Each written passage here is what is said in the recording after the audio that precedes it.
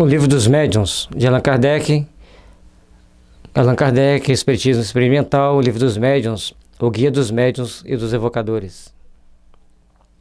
Segunda parte das Manifestações Espíritas, capítulo 13 da Psicografia. Psicografia indireta, cestas e pranchetas, psicografia direta ou manual. A ciência espírita ha progredido como todas as outras e mais rapidamente do que estas. Alguns anos apenas se separam da época em que empregavam esses meios primitivos e incompletos e que, trivialmente, se dava o nome de mesas falantes. E já nos achamos nas condições de comunicar com os espíritos tão fácil e rapidamente como fazem os homens entre si pelos mesmos meios, a escrita e a palavra. Então, no início, as comunicações eram dadas através das mesas falantes. A mesa batia, levantava, batia de um lado, batia do outro. Então, essas pancadas que a mesa dava que chamava-se então de mesa falante. Portanto, porque fazia todo, conforme nós já estudamos anteriormente, fazia todo um acordo com o que estava manifestando, que até então não sabia-se, que uma pancada significaria sim, duas não, e depois iam se convencionando, depois foram convencionando uma roda com as letras e uma agulha que apontava as letras, a situação era mais rápido, e assim foi cada hora aperfeiçoando mais.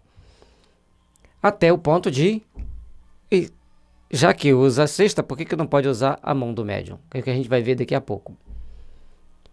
A escrita, sobretudo, tem a vantagem de assinalar de modo mais material a intervenção de uma força oculta e de deixar traços que o podem conservar como fazemos com a nossa correspondência.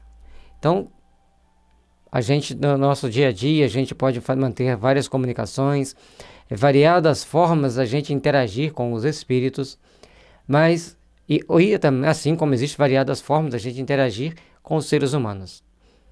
E conforme for aperfeiçoando, passou-se para a escrita e para a fala, que a gente vai ver nos próximos capítulos. O primeiro meio... Peraí, só um minutinho.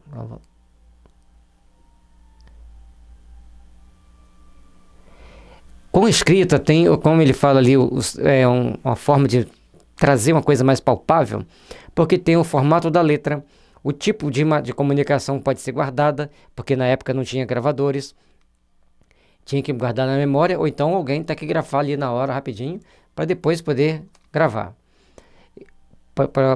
para poder traduzir para que as pessoas pudessem ler. Então, nós todos temos que vivenciar esse momento que nós estamos hoje, que a gente está atravessando, o atual. Nós temos inúmeros recursos que a gente pode vivenciar determinadas informações, gravar, conforme a gente está aqui gravando, vai colocar na rede, qualquer um vai poder assistir. E naquela época as coisas eram mais difíceis, não tinha gravador, tinha que ser escrito no papel. O que falava guardava-se apenas na memória, certo? Portanto, a gente vai ver como que o Kardec dá tanta ênfase e valoriza tanto a psicografia. No primeiro momento, o primeiro meio que se usou foi o das pranchas e cestas munidas de um lápis, com a disposição que passamos a descrever. Então pegava a prancheta, amarrava-se uma caneta na ponta, a caneta ficaria em suspenso e ela ia escrevendo quando o médium encostava a mão nela, ou colocava a mão a certa distância, ou às vezes nem precisava estar perto, de acordo com o médium, com as circunstâncias, a gente vai ver mais à frente. Então, chegou-se ao fim desse tópico. Portanto, cada momento que eles iam passando ali de pesquisa, de tentar entender os processos das comunicações, foi trazendo para a equipe que trabalhava com Kardec a consolidação das informações, a consolidação de como obter as comunicações, a consolidação de essas comunicações são melhores obtidas desta forma do que daquela, essa forma é mais rápida, formam as palavras mais rápido, mas como eles fizeram todo o processo, sedimentou-se neles a realidade dos fatos, porque cada passo ia se acrescentando, ou mais um passo, mais outro, e assim sucessivamente. Já dissemos que uma pessoa dotada de aptidão especial pode imprimir movimento de rotação a uma mesa a outro objeto qualquer. Tomemos, em vez de uma mesa, uma cestinha de 15 a 20 centímetros de diâmetro, de madeira ou de vine, ou a substância pouco importa. Então, pegava a cestinha, pelo que ele está descrevendo ali, não era quadrada, porque é diâmetro, então, daquela cestinha quadrada, amarrava-se uma caneta, um lápis, e, de acordo com o impulso dado pelo espírito, pela energia do médium, produzia-se aquela comunicação. Se fizermos passar pelo fundo dessa cesta um lápis e o prendermos bem, com a ponta de fora e para baixo, se movimentarmos o aparelho assim formado em equilíbrio sobre a ponta do lápis, apoiado sobre uma folha de papel, e apoiarmos os dedos nas bordas da cesta, então tinha a cestinha, colocava lá o papel, a caneta, amarrava a caneta de uma ponta, colocava a mão de um lado para fazer, só para dar o contato, para dar aquela vivificação na matéria, e ela começava a escrever. Ela se porá em movimento, mas em vez de girar, fará que o lápis percorra em diversos sentidos, o papel traçando ou riscos sem significação ou letras. Então dava um sinal de vida qualquer, ou rabiscava, ou escrevia realmente. Não tente fazer isso em casa, tá, gente? Isso em casa a gente pode estudar, observar essas informações, mas o local de experimento mediúnico é na casa espírita. A menos que você tenha um quarto só para isso na sua casa. E assim mesmo tem uma série de outros inconvenientes, conforme nós já estudamos na doutrina espírita, que um sozinho não deve se colocar a serviço dos espíritos. Nós devemos ter o cuidado de montarmos equipe, de montarmos uma série de tomarmos uma série de precauções ao montarmos essa equipe, o local onde nós vamos montar essa estrutura. Se provocar um espírito... Voltar aqui o negócio. Mas não quer voltar. Agora passou demais. Tá, letras. Se evocar um espírito que queira comunicar-se, ele responderá, não mais por meio de pancadas como na tipografia, porém escrevendo palavras. O movimento da cesta já não é automático, como no caso das mesas girantes, torna-se mais inteligente. Vamos acrescentar o mais ali. Que as mesas já tinham uma resposta inteligente, sim, não, de acordo com a quantidade de pancadas, era uma letra para poder montar uma palavra, e assim por diante. À medida que foi aperfeiçoando, que chegou à sexta, na sexta já era mais fácil para o espírito mover a cesta e para conseguir escrever. Então, já fica mais inteligente do que as pancadas que eram respondidas na mesa. Com esse dispositivo, o lápis, ao chegar à extremidade da linha, não volta ao ponto de partida para começar outra. Continua a mover-se circularmente, de sorte que a linha escrita forma uma espiral, tornando necessário voltar muitas vezes o papel para se ler o que está grafado. Olha que interessante, ela se escreve em círculo. Então, com esse dispositivo, o lápis, ao chegar à extremidade da linha, não volta ao ponto de partida para começar a outra. Continua a mover-se circularmente, de sorte que a linha escrita forma uma espiral, tornando necessário voltar muitas vezes o papel para se ler o que está grafado. Então, vai escrevendo em espiral, e as pessoas têm que ir rodando o papel para poder ler. Facilitou pela agilidade, rapidez que se escreve. Dificultou pelos imperativos que existem ali de escrever de forma circular. Nem sempre é muito legível a escrita assim feita, por não ficarem separadas as palavras, entretanto o médium, por uma espécie de intuição, facilmente a decifra. Por economia, o papel e o lápis comum podem ser substituídos por uma lousa com o respectivo lápis. Aí, como o papel ia escrevendo em círculo, ele não tinha utilidade para uma publicação, tinha que transcrever novamente, as palavras eram todas juntas. Então, uma lousa, onde escrevia, copiava-se para o papel, escrevia-se em outra lousa e assim sucessivamente. Opa, já facilitou bastante. Já criou-se uma possibilidade de se economizar papel, e que naquela época devia ser um pouco caro, pelo poder aquisitivo normal das pessoas. Economizava também lápis, que na lousa se escreve com giz.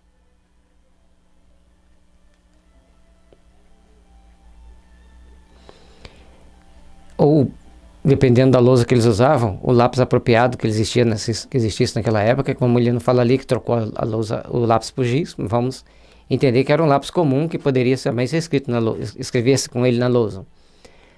Vamos ver as consequências. Designaremos esse gênero de cesta pelo nome de cesta peão. Às vezes, em lugar da cesta, emprega-se um papelão muito semelhante às caixas de pastilha, formando-lhe o lápis ou eixo, como no brinquedo chamado carrapeta. Então, pegava o papelão, colocava o lápis no papelão e assim produzia-se a escrita novamente, da mesma forma como ele cita ali o exemplo do brinquedo que era chamado de carrapeta. Bom, como a gente vê, as tentativas foram sendo constantes. A busca pelo aperfeiçoamento era enorme. A todos os instantes, alguém procurava fazer um aperfeiçoamento, procurava chegar a um denominador comum para obter as melhores comunicações e os melhores meios de se comunicar. E eles não desistiu nunca de tentar arrumar essa melhoria, esse meio que melhor, um meio para que nós conseguíssemos uma melhor comunicação, mais rápida, mais clara, mais objetiva, principalmente quanto à clareza das letras. Muitos dispositivos se têm imaginado para obtenção do mesmo resultado. O mais cômodo é o a que chamaremos de cesta de bico, e que consiste em adaptar-se à cesta uma haste inclinada de madeira, prolongando-se 10 a 15 centímetros para o lado de fora, na posição do mastro de grupés, numa embarcação. Por um buraco aberto na extremidade dessa haste, um bico passa-se um lápis bastante comprido para que sua ponta acesse no papel. Sempre que você vê que ele vai aperfeiçoando, ele traz um aperfeiçoamento de uma situação e ao mesmo tempo esse aperfeiçoamento, a situação que foi trazida, cria-se um outro problema. Aqui o lápis tinha que ser mais comprido, mas vamos ver outras vantagens que ele foi obtendo. Pondo o médio os dedos na borda da cesta, o aparelho todo se agita e o lápis escreve como no caso anterior, com a diferença, porém, de que, em geral, a escrita é mais legível, com as palavras separadas e as linhas sucedendo-se paralelas. Então, em relação à cestinha redondinha que amarrava lá o lápis, aqui na cesta com bico, ela já não fica circulando, já não escreve mais de forma circular, escreve a linha, pula com as palavras separadas e vai sempre pulando para a linha de baixo, até que preencha a folha. Como na escrita comum, por poder o médium levar facilmente o lápis de uma linha a outra, obtém-se, assim, dissertações de muitas páginas, tão rapidamente como se escrevesse comum. Nesse momento fica muito mais fácil. A partir do momento que eles começam a usar a plancha para escrever com esse bico na ponta para poder escrever e podendo mudar de linha, cria-se muito mais facilidade, fica um trabalho muito mais legível e muito mais rápido. Ainda por muitos sinais inequívocos se manifesta a miúde a inteligência que atua. Chegando ao fim da página, o lápis faz espontaneamente um movimento para virar o papel.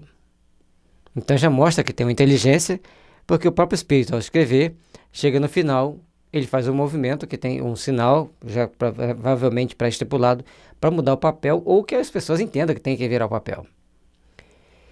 Se ele quer reportar a uma passagem já escrita na mesma página ou noutra, procura com a ponta do lápis, como qualquer pessoa o faria, com a ponta do dedo e sublinha.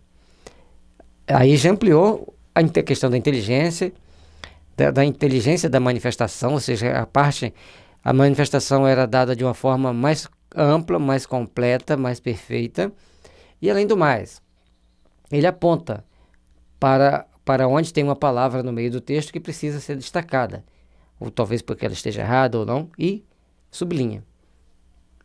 O mais interessante, se enfim o Espírito quer dirigir-se a alguém, a extremidade da haste de madeira se dirige para esse alguém. Então, já facilita a comunicação, já facilita o entendimento das pessoas, tem uma forma dele apontar para alguém, para aquele a quem ele quer se dirigir, facilitando as comunicações ali no momento. Vamos mais para frente. Por abreviar, exprime-se frequentemente as palavras sim e não pelos sinais de afirmação e negação que fazemos com a cabeça. Se o espírito quer exprimir cólera ou impaciência, bate repetidas pancadas com a ponta do lápis e não raro a quebra. Então,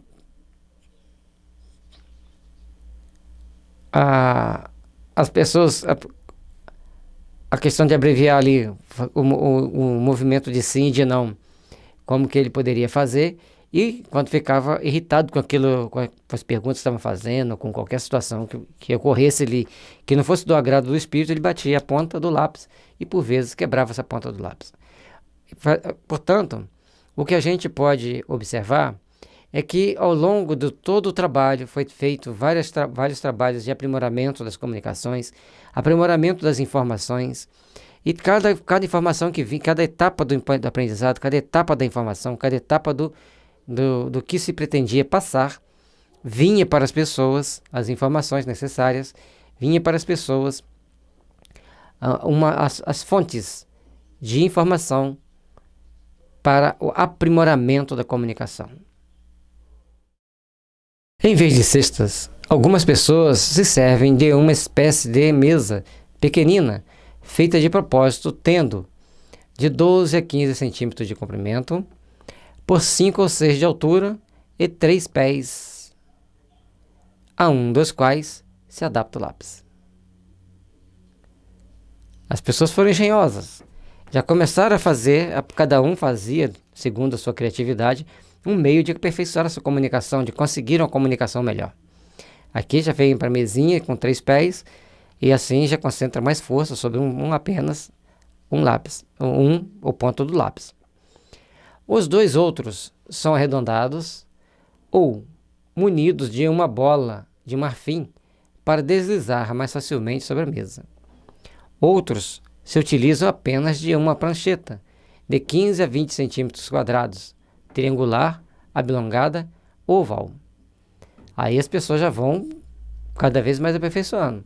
E eu sempre pensava na questão de usar a prancheta quadrada. Chega ali, você amarra na ponta, ela vai ficar apoiada de um lado e o outro lado vai ficar para o espírito escrever. Aí já colocaram que tinha algumas que eram triangular, que outras eram oblongada ou até mesmo oval. Mas nunca fiz experimento não, tá? Não vamos fazer experimento desse nível dentro de casa. Num dos bordos há um furo oblíquo para introduzir seu lápis. Colocada em posição de escrever, ela fica inclinada e se apoia por um dos lados no papel. Pode sendo quadrada, ao lado que está o lápis vai ficar inclinada para trás, então esse outro lado vai estar com a borda inclinada encostada na mesa. Alguns trazem alguns trazem desse lado rodízios para lhe facilitar o movimento. E dever-se, em suma, de que todos esses dispositivos nada tem de absoluto. O melhor é o que for mais cômodo. Então, alguns já colocavam algum dispositivo para fazê-la rolar, para fazer mais fácil a rolagem, e outros, mas de todo jeito, o que fosse mais cômodo que seria o melhor. Nenhum deles estava sendo considerado como sendo bons ou como sendo ruins. Tínhamos que achar ainda um melhor. Com qualquer desses aparelhos, quase sempre é preciso que os operadores sejam 2, mas não é necessário que ambos sejam dotados da faculdade mediúnica. Um serve unicamente para manter o equilíbrio e poupar ao médium excesso de fadiga. Então fica um ali para manter o equilíbrio da situação, pega papel, troca papel, por exemplo, para evitar que o médium tenha que, além de despender energia para produzir o fenômeno da escrita, também tenha que fazer outras atividades. E é importante que a gente entenda que todos os fenômenos mediúnicos consomem energia dos médiuns. Portanto, os médiuns têm que ter algumas precauções. E é bom lembrar que daquilo que a espiritualidade superior trouxe através de Kardec, ou de outros médiuns, mas Kardec catalogou, separou, como lidar com os espíritos. Na casa espírita, com equipe definida, com hora para terminar, com hora para acabar. Chamamos psicografia indireta a escrita assim obtida, em contraposição à psicografia direta ou manual, obtida pelo próprio médium. Para se compreender este último processo, é mister levar em conta o que se passa na operação. Então, existe a psicografia indireta, que é quando escreve-se utilizando as pranchetas, e a psicografia manual ou direta, quando usa a própria mão do médium. Por todos os experimentos foram importantes para se chegar a esse detalhe final. E, logicamente, que ao chegar a um detalhe final, com um conjunto de informações, é muito mais prático do que simplesmente a gente conseguisse tudo de uma primeira vez escrevendo diretamente. As pessoas iam falar, não é da cabeça do médium. Mas como ele aquele grupo já estava acompanhando todo o processo, ficou muito mais fácil eles entenderem que agora estamos usando a mão do médium, mas antes usávamos pranchetas, usávamos vários outros equipamentos que nos traziam também resultado.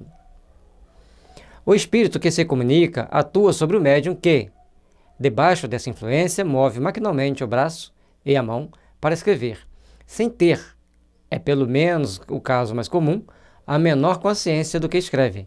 A mão atua sobre a cesta e a cesta sobre o lápis. Nesse caso, ainda é a mediunidade indireta, ele vai maquinalmente, ele bota a mão sobre a cesta e a cesta dispara. Vai se escrevendo. Normalmente, de uma forma tranquila, sem nenhum tipo de problema com a de interferência entre o médium e o que está sendo escrito. Pelo menos é o que parece, como ele diz ali. Assim, não é a cesta que se torna inteligente. Ela não passa de um instrumento manejado por uma inteligência. Não passa realmente de uma lapiseira, de uma aparência, de um apêndice da mão, de um intermediário entre a mão e o lápis. Então, ela é simplesmente um apêndice. Alguma coisa que, movida por inteligência superior, o médium, ao impor a mão, ela dispara a escrever naturalmente. Então, ela não é inteligente, mas ela recebe uma influência inteligente e ela está fazendo uma ligação entre o papel, que se quer escrever, e a mão do médium, para segurar a caneta. Suprima-se esse intermediário e coloca-se o lápis na mão, e o resultado será o mesmo. Com um mecanismo muito mais simples, pois que o médium escreve como faz nas condições ordinárias.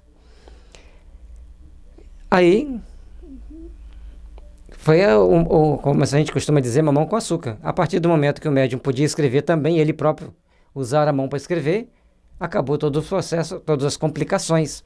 Ficou muito mais simples, simplificou muito mais o trabalho. Poderia se produzir textos e mais textos de uma forma corrente. As palavras eram escritas uma depois da outra, uma linha abaixo da outra, naturalmente, e às vezes com muita rapidez. De sorte que toda pessoa que escreve com o concurso de uma cesta, prancheta ou qualquer outro objeto, pode escrever também diretamente. Ele foi chegando às conclusões, um passo após o outro, para que chegasse ao denominador comum final. Você vai poder produzir um texto com a sua própria mão. E aí aquelas pessoas questionadoras de plantão falam assim, mas espera aí, se ele está usando escrever na mão, pode ser da cabeça dele, mas como que a gente vai escrever algo que a gente desconhece? Às vezes a gente pensa assim, mas esse assunto eu acho que eu domino.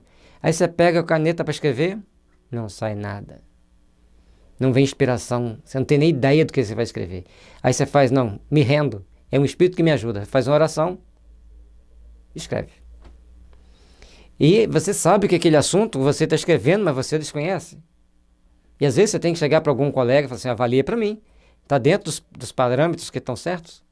Então, os textos, as informações, elas vêm sempre para nos fazer aperfeiçoar o nosso entendimento. aperfeiçoar aquilo que a gente tem de conhecimento. E muitas das vezes o texto é passado simplesmente por um desabafo do espírito. Tem várias situações. O que nós precisamos entender é que o trabalho mediúnico é um trabalho de educação de almas, do médium e dos espíritos que se comunicam com ele, ou que assistem à comunicação de um espírito através dele. Porque a partir do momento que um grupo de espíritos chegam na sala mediúnica e um se comunica, eles falam assim: olha, agora eu já sei que eu morri mesmo. Até então ele não sabia. No mundo espiritual, as pessoas têm tanta ignorância sobre determinados assuntos como aqui na Terra. De todos os meios de comunicação, a escrita natural, que alguns denominam escrita involuntária, é, sem contestação, a mais simples, a mais fácil, a mais cômoda, porque nenhum preparativo exige e se presta, como a escrita corrente, aos maiores desenvolvimentos dela. Tornaremos a falar quando tratarmos dos médiuns.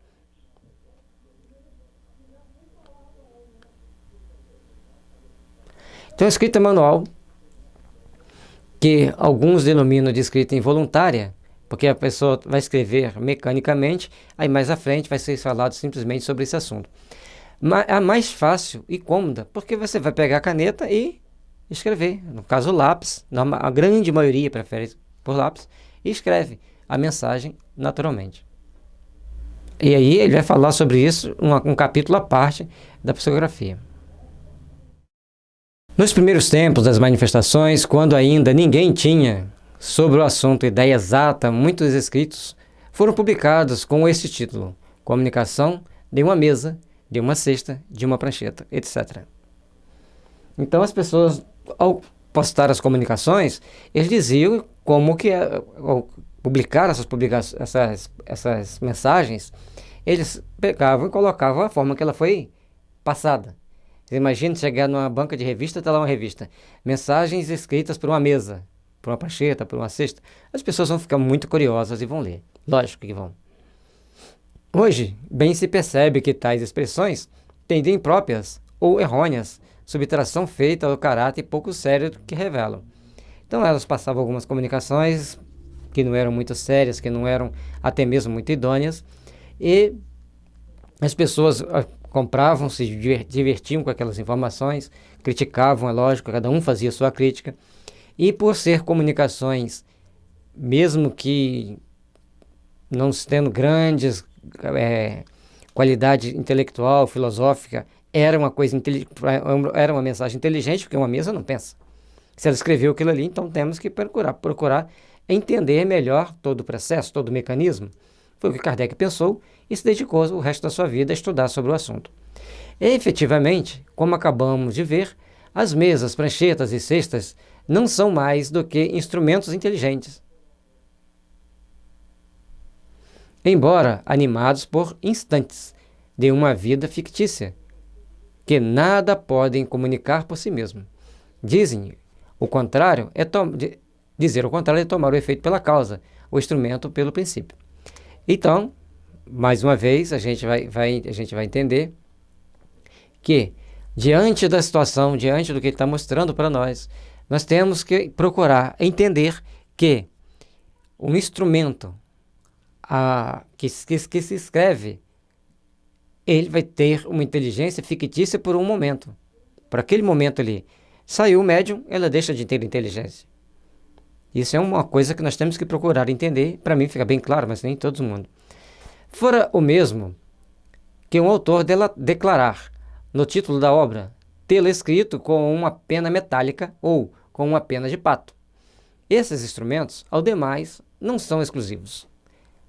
Esse detalhe importante que Kardec fala. A mesa escrevia, mas porque tinha um médium que impulsionava a mesa a escrever e um espírito que, com a ajuda desse médium, escrevia. Da mesma forma que se você falar que escreveu, na época era pena, com a pena de pato ou com a pena metálica, não fazia diferença. Então isso é importante que a gente procure entender, que a gente procure raciocinar sobre aquilo que a gente quer falar, aquilo que a gente quer entender da mediunidade. Se você quer entender que a mesa ficou inteligente, tudo bem, ela ficou inteligente porque tinha uma ação de um espírito inteligente. Saiu o espírito, ela deixou de ser inteligente. Mas esse espírito só consegue atuar na mesa quando tem um médium que consegue produzir efeitos físicos. E produzir efeitos físicos é um desgaste muito grande. Esses instrumentos, ao demais, não são exclusivos. Conhecemos alguém que, em vez de cesta e peão, que acima descrevemos, se servia de um funil. Em um gargalo, introduzia o lápis. Em cujo gargalo introduzia o lápis. Então, cada um arrumava um jeito de ter um instrumento para poder produzir aquilo que ele queria escrever. Cada um, ao seu jeito, cada um com a sua criatividade, produzia o resultado. Seja que ele fosse médium e tivesse um espírito para auxiliá-lo, sairia a resposta. Ter-se-ia, então, podido receber comunicações de um funil, do mesmo modo que de uma caçarola, de uma saladeira, se elas são obtidas por meio de pancadas com uma cadeira ou uma bengala. Já não há mesa falante, mas uma cadeira, uma bengala e assim por diante. Então depende do que você usa para falar. Desde que ela expresse algum som que denote uma inteligência, te dê uma resposta sobre aquilo que você está pesquisando, ótimo, você tem alguma coisa que se comunica. O que importa, se conheça, não é a natureza dos instrumentos, e sim o modo de obtenção. Se a comunicação vem por meio da escrita, qualquer que seja o aparelho que sustente o lápis, e que há, para nós, é psicografia, tipologia, se por meio de pancadas. Tomando o espiritismo as proporções de uma ciência, indispensável se lhe torna uma linguagem científica. Então, ele está dizendo aqui, não adianta a gente, se foi por pancada, se foi escrita direta, psicografia. Se o espírito usa de alguma coisa que ele faz escrever, é psicografia. Se ele dá pancadas, é tipologia. Portanto, nós temos que classificar as informações para ter um caráter científico. É isso que ele está mostrando para a gente. E com isso, terminamos mais esse capítulo. A gente vai agora para o capítulo 14 dos médiuns